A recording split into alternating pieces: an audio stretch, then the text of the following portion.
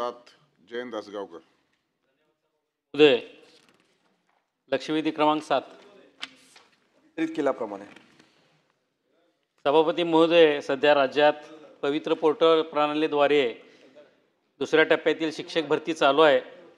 ही भरती प्रक्रिया राबवताना संस्थांना अनेक अडचणींना सामोरं जावं लागते।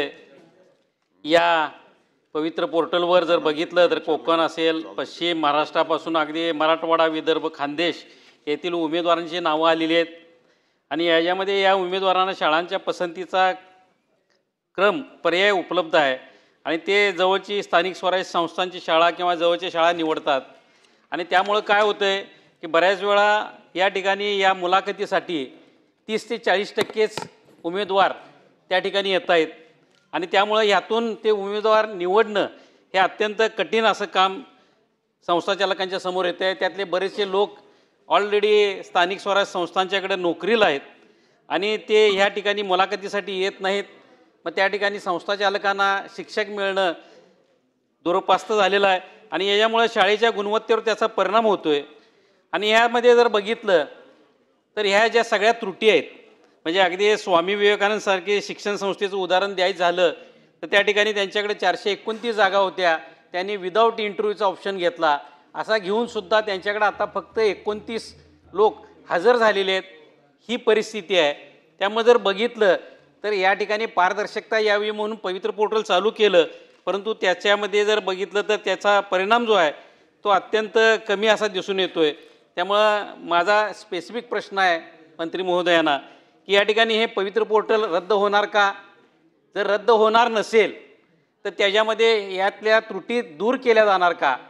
आणि उत्तरामध्ये दिलेलं आहे की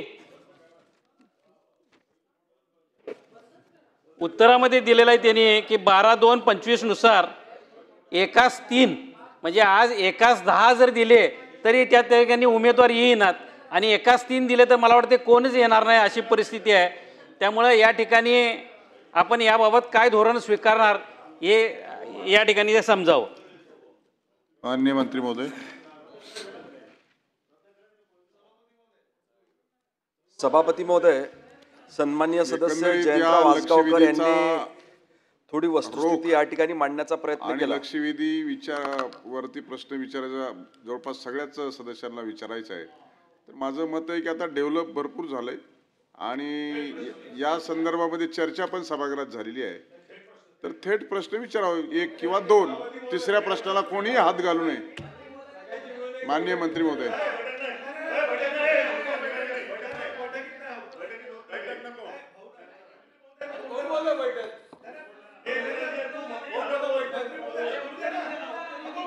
पुढे ढकलायची आवश्यकता नाही ना?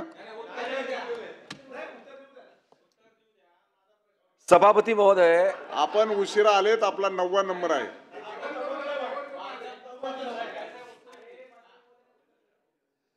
सभापती महोदय, राज्यातल्या स्थानिक स्वराज्य संस्थांच्या शाळा, त्या ठिकाणी खाजगी व्यवस्थापनाच्या अनुदानित शाळा, अंशदानी अनुदानित शाळा किंवा भविष्यात घोषणा झालेल्या आणि अनुदानावर येणाऱ्या शाळा, या ठिकाणी निर्माण होणारे पदं किंवा रिक्त असलेले पदं हे भरण्याकरिता, शिक्षकांची पदं भरण्याकरिता त्या ठिकाणी 2017 पासून उच्च न्यायालयाच्या निर्देशानुसार याच्यामध्ये सुसूत्रता येण्याकरता पवित्र पोर्टलची निर्मिती करण्यात आली आणि हळूहळू मग आपण संपूर्ण राज्यातला डाटा घेऊन कुठे कुठे वॅकन्सी आहे ते माहिती घेऊन त्या संस्थांना पवित्र पोर्टलच्या माध्यमातून उमेदवार पाठवायला लागलं होतं।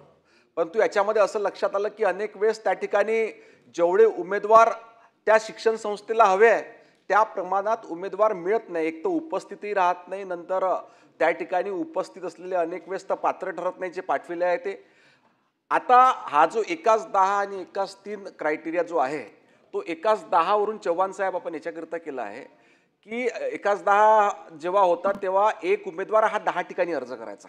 आपण एकास 3 याच्याकरिता केला की आता त्याला मर्यादा घातली का तो 3च ठिकाणी अर्ज करू शकणार आहे, 3च ठिकाणी। त्याच्या हो तसंच आहे।